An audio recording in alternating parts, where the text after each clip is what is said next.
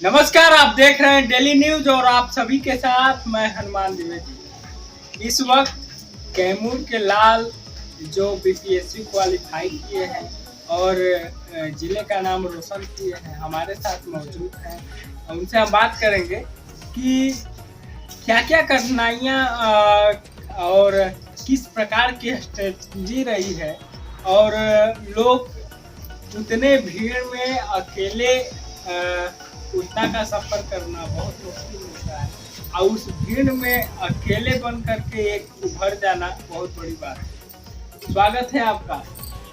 धन्यवाद। ये बताइए क्या स्ट्रेटजी रही है और किस प्रकार की तैयारी थी और उतने भीड़ थी और उसमें भी अकेले बन करके चलना बहुत मुश्किल होता है। क्या क्या परेशानी हुई आपको?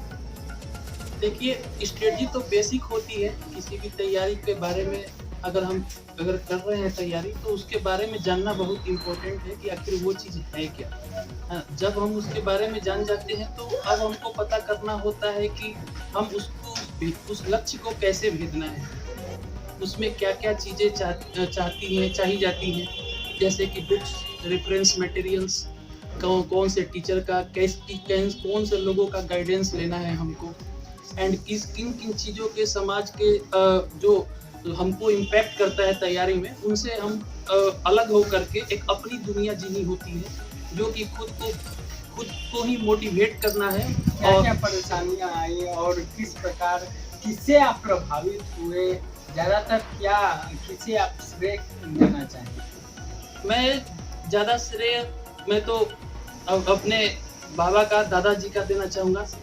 अभी तो उनका देहांत हो चुका है, निरीश्वर पांडे, श्री निरीश्वर पांडे, एंड मेरे भैया हैं श्री रघुवर पांडे, एंड मेरे माता पिता और भैया भाभी, इनका सारा श्रेय और मेरे परिवार। किससे प्रभावित हैं? प्रभावित मैं अपने बाबा से एंड मेरे भैया से ज़्यादा प्रभावित हूँ। थ्रू आउट मेरे करियर में जो भी प्रिपरेशन के दौरान जो भी मेरी कठिनाइयाँ थी, जो भी चैलेंजेस थे, इन लोगों ने इनका जीवन देख करके, चूंकि इन लोगों से काफ़ी मैं छोटा हूँ, मेरे दादाजी शुरू से ही गाइड किए, तो उनके जो व्यक्तित्व थे उनके व्यक्तित्व से मैं काफ़ी प्रभावित हुआ। जो भी प्रश्न और जो भी ज़्यादातर कोचिंग और संस्थानों से और ज़्यादातर लोग कोई भी मोटिवेट ज़्यादातर कौन करता है? कोचिंग संस्थान या अलग से माने जो भी आता है गाइड करने, उसमें ज़्यादातर कौन आपको ज़्यादातर सपोर्ट किया और आपको मोटिवेट किया कि नहीं आप अच्छे कर रहे हैं? पढ़ाई में मैं ठीक था, बट जो सपोर्ट चाहिए था वो सही में वो कहीं ना कहीं मेरे गुरुओं के एंड कुछ मार्गदर्शन मिले आगे चल करके। जैसे मेरे कुछ दोस्त थे और मेरे कुछ सीनियर्स थे जिनसे काफ़ी सीखने को मिली, तो वो अट्रैक्शन था कि हाँ, ये एक चीज़ है, हमको करना है।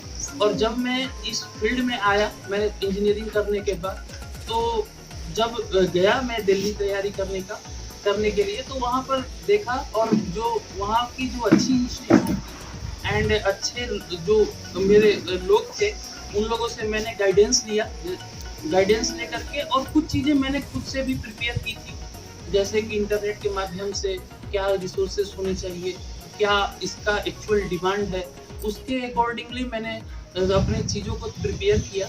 एंड मैंने पैटर्न को देखा कि कैसे बीपीएससी एग्जाम लेती है, किस तरीके का क्वेश्चन पूछा जाता है, उसके बिहाफ पर अपने सिलेक्शन जो बुक्स की होनी चाहिए वो काफ़ी सेलेक्टिव होनी चाहिए। तो वो अवेयरनेस लानी होती है, वो आपको थोड़ा सोचना पड़ता है कि किस तरीके का पैटर्न है, सिलेबस क्या है। ऐसा नहीं कि हमने सिलेबस को देख करके कोई बुक ज़्यादा अगर कंटेंट है तो वो खरीद लिया, नाम पर चले गए, ऐसा नहीं है। बात ये है कि अपनी जो लक्ष्य है उसकी क्या स्पेसिफिक डिमांड है, उसके अकॉर्डिंग हमको काम करनी होगी, और मैंने बस वही किया जिससे कि आज सफलता मिली। ज़्यादातर गुरु कौन आपको सपोर्ट किया? बचपन से कहें तो मेरे बुलेंद्र तिवारी सर हैं मेरे, वो काफ़ी सपोर्टिव रहे। काफ़ी इंकरेज किया, वो पहचानते थे, उन्होंने काफ़ी बढ़ावा दिया। आगे चल कर के फिर मैंने कॉलेज ज्वाइन किया, जैसे कि मेरे श्री रामायण सिंह भी थे, जो मेरे स्कूल के हेडमास्टर हुआ करते थे। ठीक, वो गौरव पब्लिक स्कूल के हेडमास्टर हुआ करते थे, वो उन्होंने भी काफ़ी सपोर्ट किया। फिर आगे चल कर के मैंने एएन कॉलेज पटना ज्वाइन किया, तो वहाँ पर अच्छे लोग मिले, कुछ प्रोफेसर्स मिले, उनसे जानकारी मिलती थी। एंड फिर उसके बाद एनआईटी जा कर के वहाँ पर अच्छे दोस्त बने एंड वहाँ अच्छे गाइडेंस मिले आगे जीवन को सफल करें। दिल्ली में कौन से स्कूल में आपने कोचिंग की? वहाँ के सपोर्ट क्या रहा है वहाँ के लोगों के, और साथियाँ जो भी हैं वहाँ दिल्ली में कई सारे लोग मिले, कुछ अलग क्या था? अलग ये था कि जो हम मेरा क्या था कि जो डिस्टरबेंस वाला जो भी एलिमेंट्स होते हैं उनको मिनिमाइज किया जाए। सबसे पहले ये बात कि अपने अंदर रिजिडनेस ये लानी है कि हमको ये काम करना है, तो बाकी जो फ्रिंज वाला एरिया है जिससे हमको डिस्टरबेंस ज़्यादा होती है उनको हम मिनिमाइज कर सकते, नंबर 1। नंबर 2 कि हम जिस काम के लिए आए हैं उसको पूरी इंटीग्रिटी एंड ऑनेस्टी के साथ हमको मेंटेन करना है, नंबर 2। एंड नंबर 3 कि जब आपके पास रिसोर्स हो जाते हैं, जब उसमें अवेयरनेस हो जाती है, तो आपको क्या करना होता है, आपको लगातार कंटिन्यूटी में पढ़ना होता है, उस पर डिसरप्शन नहीं चाहिए होता है। आप अगर कंटिन्यूटी में चले जाते हैं, आप पढ़ने लगते हैं, तो एक ऐसा फीलिंग अंदर से आने लगती है कि आपकी तैयारी एक अच्छी हुई भी रहती है। उसके बाद क्या होता है कि जब एग्ज़ाम होते हैं, तो एग्ज़ाम के अकॉर्डिंगली अगर आपने प्रिपेयर किया है, अपने आप को संयम रखा है, तो एग्ज़ाम ये आसान हो जाता है। पीटी से लेकर के क्या सफ़र तो थोड़ा लंबा था, क्योंकि ड्यूरेशन एग्ज़ाम का ये 2 साल से ऊपर का हो गया था, क्योंकि बीपीएससी जो ली थी 66 की, ये 2 साल से ऊपर का एग्ज़ाम हो गया, तो सफ़र लंबा कहेंगे। एंड फर्स्ट थिंग कि प्रीलिम्स देने के बाद तो मेरे को लगा था, वो पता चल जाता है कि मतलब मैं जो कट ऑफ जाता है उसके अकॉर्डिंगली मेरा अच्छा है, तो उसके बाद मैं थोड़ा सा मेंस के ऊपर ध्यान देने लगा था। अब मेंस की जो स्पेसिफिक तैयारी होती है, क्योंकि मेंस और प्रीलिम्स की जो सिलेबस होती है और जो पैटर्न होती है तैयारी करने की, वो थोड़ा डिफरेंट होती है, तो उसके अकॉर्डिंग प्रीलिम्स जब समझ में आ जाता है कि हाँ प्रीलिम्स हो जाएगा, तो मेंस की book, specific book, answer writing and specific तरीके से टॉपिक पर कमांड करना, और ख़ास करके ऑप्शनल पे, चूँकि ऑप्शनल मेरा ज्योग्राफी है, तो ज्योग्राफी पे मैंने शुरू से ही ध्यान दिया है। इंटरेस्टिंग सब्जेक्ट रहा है मेरा, टेक्निकल सब्जेक्ट्स थोड़ा सा रिलेट करता है ज्योग्राफी, तो इसलिए मैं ज्योग्राफी के साथ हमेशा कमिटेड रहा। And second thing, GS part होता है जो मेंस में, उस जीएस पार्ट में करंट अफेयर का योगदान ज़्यादा अच्छा होता है, तो उस पर कमांड शुरू से रहा है। और चूँकि मैं यूपीएससी के भी मेंस इंटरव्यू दिया हुआ हूँ, तो मेरे ऊपर थोड़ा सा उसका मैंने यूटिलाइज किया और उसको एडवांटेजियस बना करके मैं अप्लाई करने की कोशिश की, जो कि काफ़ी सफल रहा। कितना प्रयास आपका कौन सा? ये मेरा तीसरा मेंस था, चौथा अटेम्प्ट था, तो ऐसा। जिस प्रकार से आपने इंटरव्यू क्या क्वेश्चन थे? जी हाँ, उन्होंने मेरे पैनल में 4 मेंबर थे। चेयरमैन सर ने मेरे से क्वेश्चन पूछा, मेरे कॉलेज के बारे में पूछा, आप कहाँ से किए हैं, मैंने बताया, आपके ब्रांच क्या है, आप ड्यूरेशन में क्या किए, उसके बाद कैंपस का जो सिचुएशन था उसके अकॉर्डिंग उन्होंने क्वेश्चन पूछा, एंड कुछ सर्विस प्रेफरेंस से रिलेटेड क्वेश्चन पूछा, जैसे कि मेरा सर्विस प्रेफरेंस था उसके अकॉर्डिंग उन्होंने क्वेश्चन पूछा, और उसके ऊपर ऑब्जेक्टिव क्वेश्चन उन्होंने पूछा, जैसे कि म्युनिसिपल बॉडी के बारे में उन्होंने पूछा था, इस तरीके से। एंड सेकेंड, अदर जो मेंबर थे वो मेरे हॉबीज के बारे में, मेरे ज्योग्राफी जो ऑप्शनल सब्जेक्ट है इसका ज़्यादा वेटेज होता है, ज़्यादातर ये होता है, तो मेरे साथ भी ज्योग्राफी से बहुत क्वेश्चन पूछा गया। एंड उसके बाद मेरे से जो सामान्य ज्ञान होते हैं, तो सामान्य ज्ञान में मेरे से लोकल गवर्नमेंट के बारे में, स्टेट गवर्नमेंट के बारे में, एंड सेंटर स्टेट रिलेशन के बारे में, centre state and local government relation के बारे में, ये सारी क्वेश्चंस जो हैं रिलेटेड मेरे से पूछा गया। एंड थोड़ा बहुत जो क्वेश्चन था वो उन्होंने सुप्रीम कोर्ट के जजमेंट के बारे में पूछा था, जजमेंट के बारे में। एंड बिहार से रिलेटेड कुछ क्वेश्चंस उन्होंने पूछे थे जो स्पेसिफिक बिहार से रिलेटेड होते हैं। ज्योग्राफिकल नेचर का जो क्वेश्चन था, जो हिस्टोरिकल पर्सपेक्टिव का क्वेश्चन था, तो वो सारे क्वेश्चन मेरे से पूछे गए। जिस प्रकार से लोग करते हैं कि तो पढ़ने का कोई मतलब उतना नहीं होता, क्योंकि एक टारगेट होती है कि हमको ये करना है, इस प्रकार से हमारा टाइम टेबल और पढ़ाई वो हो जो सुटेबल। तो इसमें आपका क्या रूटीन है? देखिए, ये मैं एक रहस्य की तरह मानता हूँ कि कुछ लोग बोलते हैं कि पढ़ाई का ये होता है कि डिफिनिट रात में पढ़ना चाहिए, सुबह जगना चाहिए। देखिए, हमारे पास हमको 24 आवर्स अगर मिले हुए हैं तो हमारे सबके लिए टाइम बने हुए, सबके टाइम अपने अपने हैं।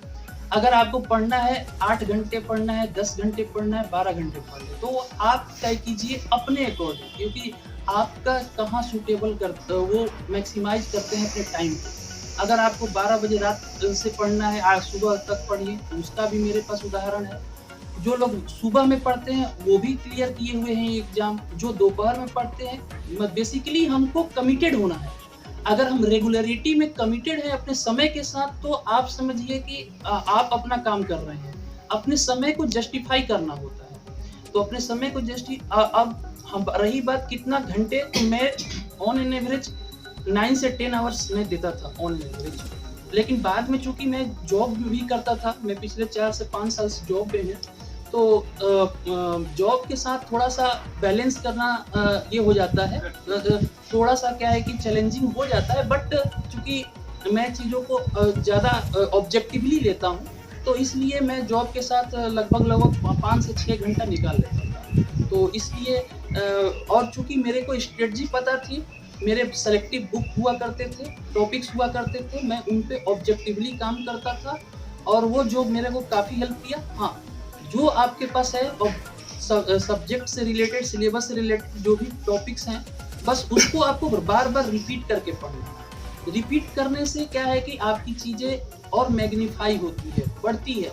आपके जो कमांड होते हैं उस सब्जेक्ट पे, उस टॉपिक पे जो कमांड होता है ना, आप रिपीट करके चीज़ों को रिवीजन करके पढ़ते हैं तो आपको ज़्यादा आउटपुट मिलता है। एंड और लास्ट थिंग यही बोलूँगा कि आपके पास यही मंत्र होना चाहिए कि लिमिटेड रिसोर्स होना चाहिए और मल्टीपल टाइम रिवीजन होना चाहिए। ये मंत्र मूल मंत्र है आपके प्रीलिम्स और मेंस। एंड आपके पर्सनालिटी में डेवलप करने के लिए आपको, जब भी आप कोई सब्जेक्ट फॉलो करते हैं, जब भी आप न्यूज़पेपर पढ़ते हैं, तो आपको थोड़ा सा अपना थॉट ब्रॉड करके आपके एक नेचुरल एंड जनरल लाइफ से कोरिलेट करके थोड़ा आपके थॉट डेवलप करना चाहिए। ऐसे नहीं कि जो कंटेंट दिया हुआ है हम उसी को पढ़ करके उसी पर स्ट्रेस ले रहे हैं, वो नहीं होता। आप जो चीज़ पढ़ रहे हैं उसको अपने अंदर विजुअलाइज कीजिए, विजुअलाइज करके तब एनालिसिस कीजिए, उसको इंटर रिलेट करके फिर आप अपने कंटेंट को और मजबूत बना सकते हैं, जो वो चीज़ पर्सनालिटी डेवलपमेंट में भी काम आता है। जिस प्रकार से लोग कहते हैं कि इंटरव्यू है, इसका भी अलग से कोचिंग कई, तो इसको लेकर के आपने क्या सोचा? इंटरव्यू के लिए हाँ, कुछ क्योंकि बहुत हमारे समाज में ऐसे होते हैं जो रूरल बैकग्राउंड के हैं। मैं भी lower middle class and rural background से ही और सेमी अर्बन एरिया से बिलोंग करता हूँ, तो हम लोग की थोड़ी सी कम्युनिकेशन स्ट्रॉन्ग करनी पड़ती है। और वो देखिए, ये एक प्रेशर नहीं है, ये अपॉर्चुनिटी है। अपॉर्चुनिटी अगर हम ग्रैब करना चाहेंगे तब जब हम इंटरेस्ट उसमें बने। तो ये सिर्फ इंटरेस्ट है, एक इंटरेस्ट ये है कि एक अपॉर्चुनिटी मिली हमको पर्सनालिटी डेवलप करने के लिए। हम अगर पढ़ रहे हैं कोई चीज़, हम उसको अपना मैसेज कैसे कन्वे कर रहे हैं, किसके सामने कन्वे कर रहे हैं, इसको हमको डेली लाइफ में सोचना है। अगर आप यही काम डेली करेंगे तो आपके अंदर खुद विकास हो जाएगा। अगर हम आज कोई चीज़ पढ़े, अगर समाज में आज हम कोई और चीज़ें ऑब्जर्व किए, कोई चीज़ें अगर हम देख रहे हैं, कोई केस स्टडी पढ़ रहे हैं, तो हम खुद से रिलेट किए और खुद में अप्लाई करते रहेंगे, डेली बेसिस पे, तो एक दिन ऐसा आएगा 7 महीने 8 महीने 1 साल के बाद कि आपकी पर्सनालिटी में कुछ डिफरेंस आएगा। एंड लास्ट थिंग कि ये एग्जाम सिविल सर्विसेज की वैसी है जो आपको सब कुछ देती है, सब कुछ सिखाती है, सब कुछ सीखने की मौका देती है, इंक्लूडिंग पर्सनालिटी। तो एंड रही बात, थोड़ा मैंने हेल्प लिया था, कुछ टीचर्स की हेल्प लिए थे मैंने, कुछ अपने से भी बिल्डअप करने की कोशिश की, अपने कमियां देखी, हाईलाइट किया, एंड कुछ मैंने मॉक इंटरव्यू भी दिया, मैंने इंटरव्यू भी दिया। और वहाँ जयपुर ज्यादातर आपके मार्गदर्शक कौन हैं? दिल्ली में मार्गदर्शक मैं चूंकि ज्यादा नहीं इन्वॉल्व होता था, बाहर में रूम में ही रह करके पढ़ता था, तो मार्गदर्शक के रूप में मैं सेल्फ मोटिवेशन काम आया, self motivation. And second thing कि जो मेरी बेसिक है, बेसिक ये मजबूती जो है उस पे मैंने काम करने की कोशिश की, एंड जो मेरी कमियां थी उसको हाईलाइट करके उसको और मैग्नीफाई कर और अच्छे से कंपनसेट करके मैं अच्छा करने की कोशिश की, जिसमें काफ़ी मेरी मदद करते थे साइकोलॉजिकल एंड इंटेलेक्चुअल लेवल पर मेरे भैया थे। और मेरे दादाजी जब तक 2019 में वो डेथ हुआ था उनका, तब तक वो काफ़ी उन्होंने साइकोलॉजिकली एंड इंटेलेक्चुअली उन्होंने काफ़ी सपोर्ट किया। भैया आज भी करते हैं, शुरू से मेरे मम्मी पापा हमें हर तरीके का बल देते रहे कि नहीं तुम अच्छे कैंडिडेट हो, बस ध्यान लगाकर कहीं डिस्टर्बेंस, तो वो बस यही होता था कम्युनिकेशन। और वहाँ मार्गदर्शन का ऐसा, मैं बाहर कहीं नहीं जाता था, तो ज़्यादातर नहीं जाता था, एंड जो फ्रिंज वाली चीज़ें थी मैं इंटरेक्शन नहीं होता था, इसलिए मैं कहूँगा कि जो self motivation and guardian support including मेरे जो जितने भी रिलेटिव्स हैं, एंड प्लस मेरे भैया का तो योगदान, एंड मेरे माता पिता। आप क्या कहना चाहेंगे? आपको क्या कैसे खबर लगा कि मेरा बेटा इस प्रकार उस वक्त आपको क्या महसूस हुआ? 9 बजे रात को हमारे बेटा का फोन आया, तब मुझे पता चला कि यूपीएससी में सफलता प्राप्ति हो गई।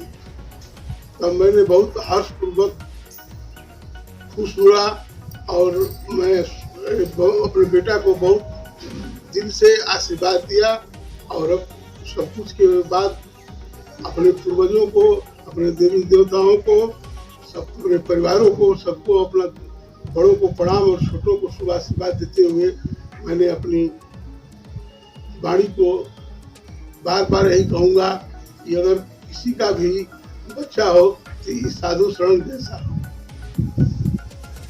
माता जी आप क्या सोची, आपको कौन बोले? हमको शुरू से ही पता था कि मेरे लड़का अच्छे हैं। मेरे ससुर जी थे तो बहुत मेरे पर ध्यान देते थे, हम भी उनको ध्यान देते थे, इसलिए हमको देख कर बहुत प्रसन्नता होती थी। आँख में आंसू निकल आया। प्रसन्नता होती थी कि शुरू से हमको ऐसा था कि लड़का कुछ सफलता। आपको कैसे मालूम चला कि मेरा रिजल्ट हो गया है और हमें बताइए उस प्रकार का क्या अनुभव रहा, फीलिंग क्या है? देखिए, रिजल्ट जब आना होता है तो पता चल जाता है। हाँ, तो हमको भी पता चल रहा था कि अब आज आने वाला है रिजल्ट, तो थोड़ा सा अंदर एक्साइटमेंट था, क्योंकि मेरी एग्ज़ाम जो थी वो अच्छी गई थी, तो एग्ज़ाम अच्छी तो मैं जब लगा कि अब रिजल्ट आने वाला है 7 बजे शाम की बात है, तो शाम 7 बजे से मैं थोड़ा सा ध्यान देने लगा, वेबसाइट ढूंढने लगा, कुछ जो मेरे दोस्त थे और जो दे रखे थे उनके कांटेक्ट में, फिर पता चला कि थोड़ा लेट हो रहा है, कोई मीटिंग हो रही है। रात में अचानक क्या है कि जो भी पीडीएफ सर्कुलेट हुआ पहले टॉपर्स के हुए, फिर उसके बाद फिर 10 बजे के करीब पीडीएफ आ गया वेबसाइट। तो पीडीएफ वैसे भी कुछ दोस्तों ने भी आगे एंड ग्रुप्स होते हैं सोशल मीडिया के, वहाँ से पीडीएफ मेरे को मिल गया।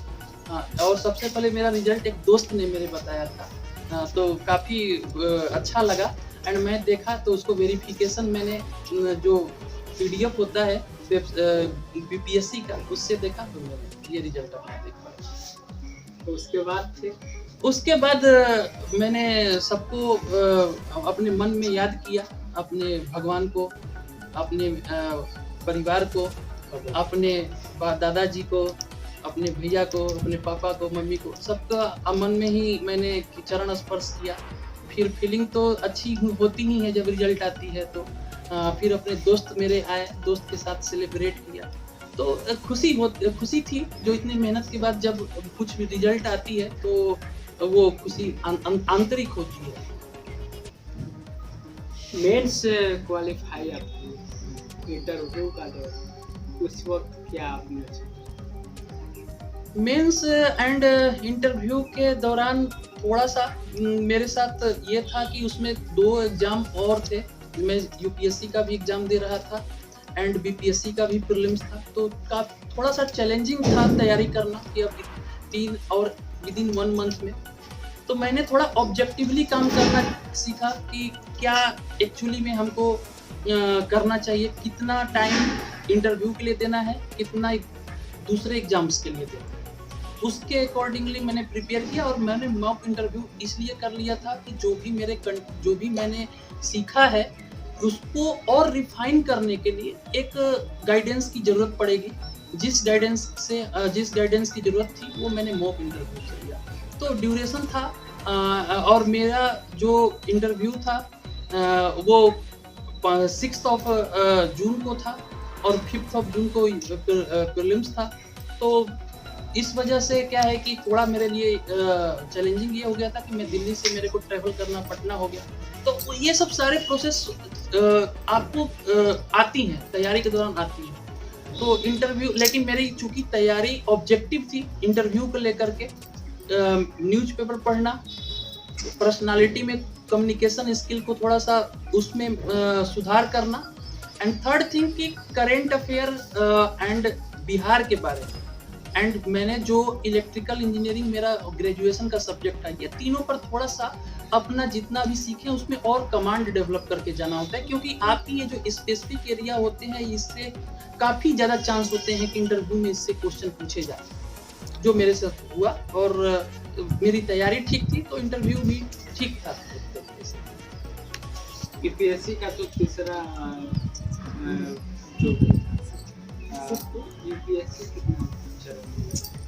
यूपीएससी मैंने 5 अटेम्प्ट दिए हुए हैं।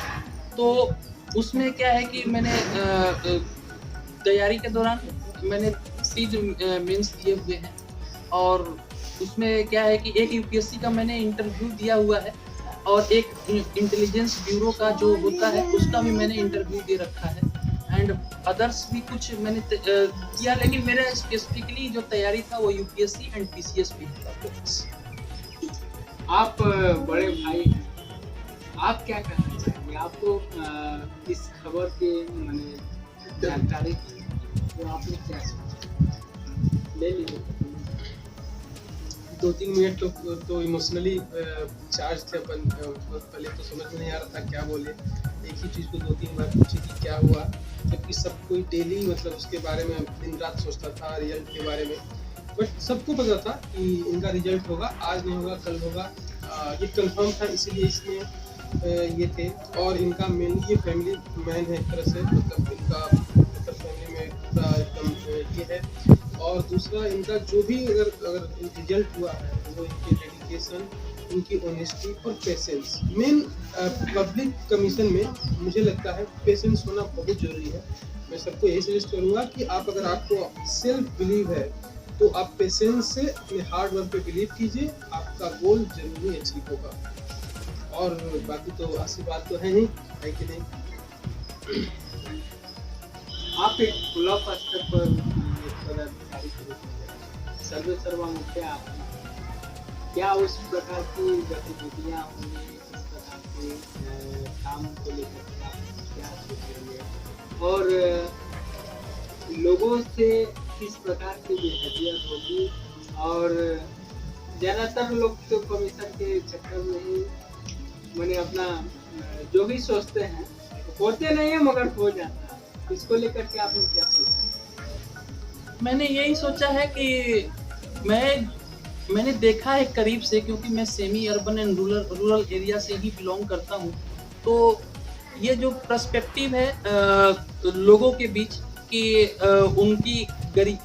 उनकी गरीबी के कौन दूर हो सकता है, कैसे दूर हो सकता है, क्या क्या उन लोगों की जो परेशानियां हैं उनको एक अधिकारी के रूप में मेरा समझना कर्तव्य है।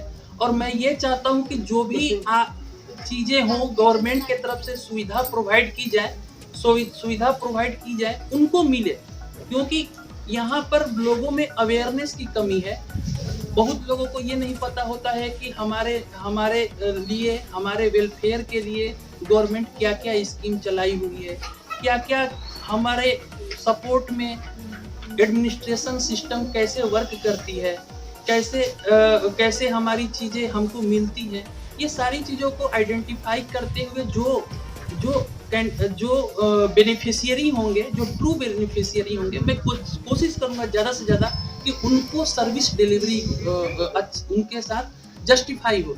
तो मैं अपने जो ब्लॉक होगा उस ब्लॉक में एडमिनिस्ट्रेशन को लेकर के काफ़ी मैं सीरियस रहूँगा और लोगों में काफ़ी जागरूकता फैलाने की कोशिश करूँगा कि वो अपने हक को समझें, अपने कंडीशंस को समझें, एंड जो भी उनको सपोर्ट सिस्टम होगी सरकार की तरफ से वो हमारे थ्रू हम उनको डिलीवर करने की कोशिश करें। बहुत शुक्रिया।